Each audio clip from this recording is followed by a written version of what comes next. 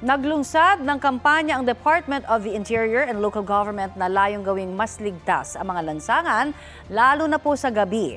Detalye tayo sa ulat on the spot ni June Veneracion. June? Connie, mas paralakasin daw ang kampanya laban sa mga nagiinuman sa kalye, nagbibidyoke ng 10 oras ng gabi at pagpapatupad ng curfew. Bahagi ito ng inilatag na Safer Cities Plan ng gobyerno ayon kay DILG Secretary John Vic Rimulya. Pasensyahan na lang daw dahil manghuhuli na sila kapag may nakitang nagiinuman sa kalye, nagbibidyoke lampas ng alas 10 ng gabi at kapag merong menor de edad na pakalat-kalat lampas ng alas 10 din ng gabi. Ang mga mahuhuli ay iimbestigahan at ang parusa ay depende raw sa ordinansa ng mga lokal na pamahalaan.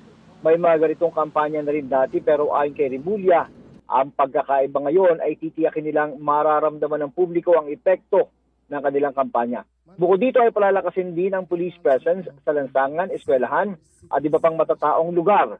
Nagbabala rin si Rimulya sa mga naglalasing at nagwawala. Kung gusto raw nila ng away, ay siya na lang daw ang puntahan. Uunahin daw muna ang Metro Manila sa ilalim ng Safer Cities Plan pagkatapos ay ibang urban areas naman. Sa mga urban areas daw kasi, ang karaniwang mas marami ang mga insidente ng krimen. Bagamat bumaba naman daw ang mga insidente ng krimen, mas importante raw na maramdaman ng taong bayan na sila ay ligtas. Balik sa Connie. Maraming salamat, June Veneracion.